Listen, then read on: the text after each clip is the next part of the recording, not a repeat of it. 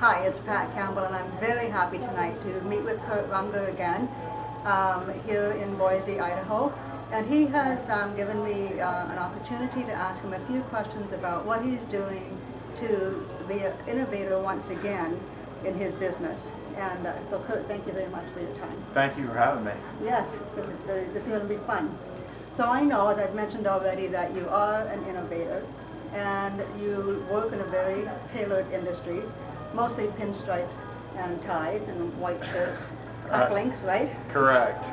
But as a young lawyer, you have stepped out and to build a very independent business and firm on your own. And that's pretty new for most young lawyers to do that. But now you're taking that a step farther. Can you explain what your vision is for what you want to do in the online space to make the success that you have now in your independent firm so that other new graduates can do the same thing? What is it you really want to do? So that's a great question, and my vision is essentially to help newly licensed attorneys who may be having difficulties getting their feet on the ground after they pass the bar exam. Maybe they're having difficulties finding jobs. My vision is to help them develop the skills and the confidence to make the decision to go out on their own and start their own solo law practice, because the job market is extremely competitive now in the legal industry, and I'm drawing on my experience that I had when I got out of law school, that it was tough to get a job back then. So eventually I just made the decision to go out on my own, and it was a scary one, but I want to help newly licensed attorneys sort of overcome that fear and give them all the skills that they need to understand that they can absolutely do that and go out on their own and have a viable law practice. Okay, so that's a pretty big vision. Yeah. A very generous vision as well. So what did it take for you, with a very busy law practice, to take on the entrepreneurial work of creating an online presence?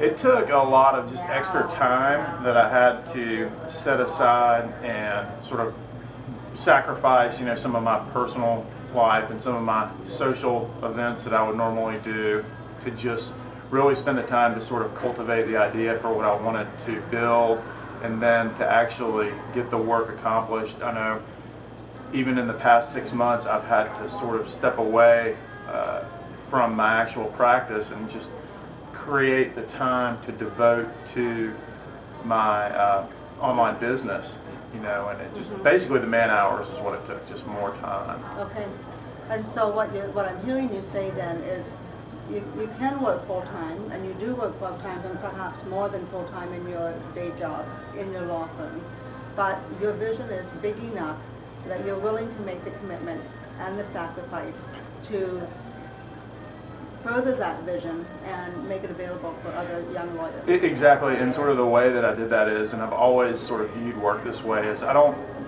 was an entrepreneur before I decided to start my online business. I mean, going out on my own and starting my own firm, by virtue of just doing that, maybe an entrepreneur. So I've never thought of it as a 9-to-5 type job. I mean, I view work more as in 24/7, 365, and you find the time to get it done, and it really doesn't matter, when the time is that you get it done. The most important thing is that you just find a way to get it done, and sort of I've taken that with me in my online business, and that's really helped me be able to just sort of plow through and get things done.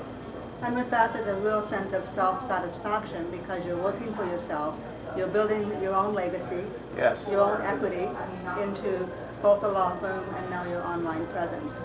And so as you moved online, what kind of resources did you reach out for to educate yourself, to bring all your ideas together, to know how to take that direction?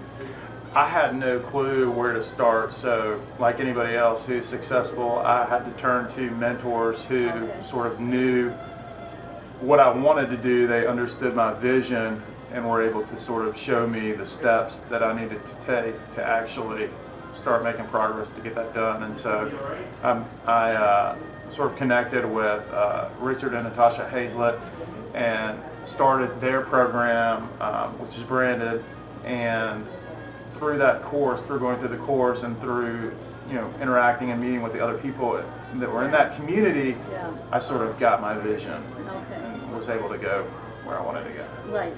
And you said two really important things, and that is finding mentors who you trusted, mentors who understood where you wanted to go.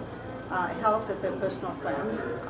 Yeah. But also, you talked about community. And I know that when we met a couple of years ago, you were kind of the new kid on the block.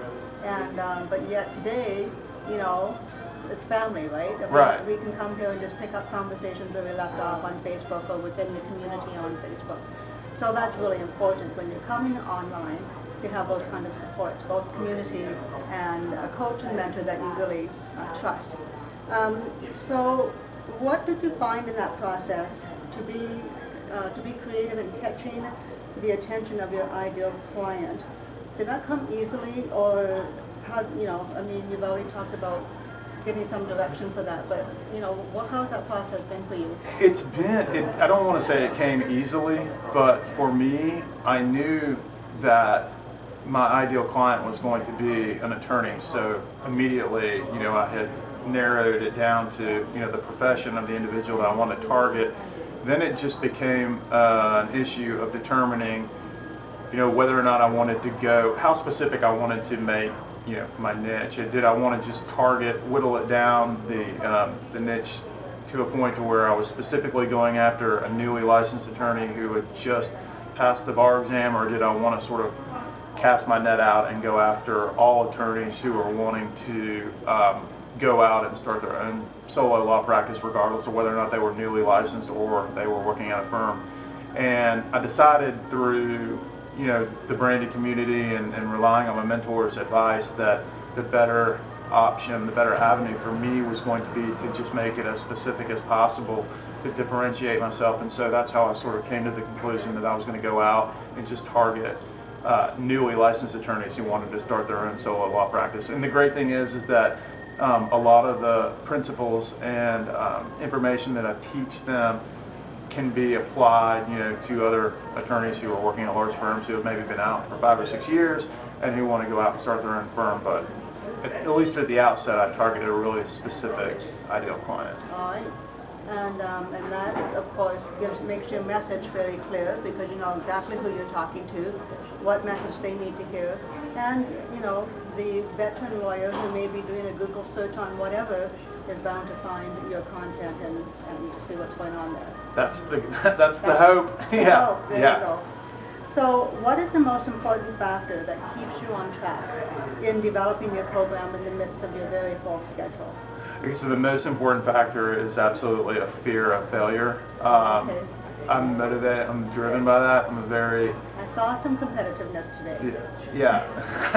I'm a very driven individual. Like, no matter what I'm doing, I have to go all out. And so I don't want to start something that I can't finish. So my motivation and what keeps me going is just, I'm going to show, and I have a chip on my shoulder too, so I always want to show everybody else, hey, I can do this, so I'm going to do well. Well, that gives you good energy. Yes. And it keeps you moving forward when sometimes you could just do something else, right? Exactly. Good.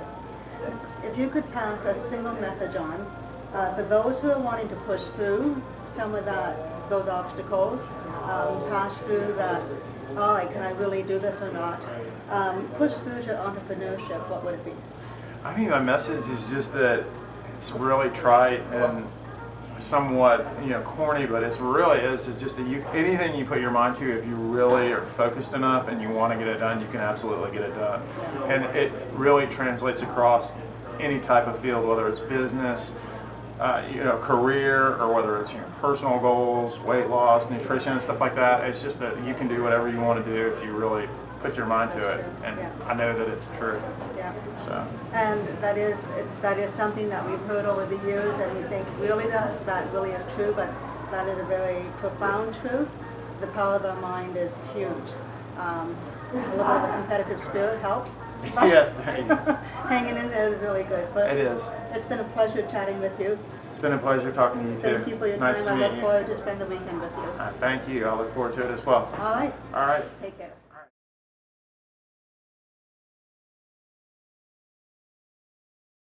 Bye-bye. Bye. Good.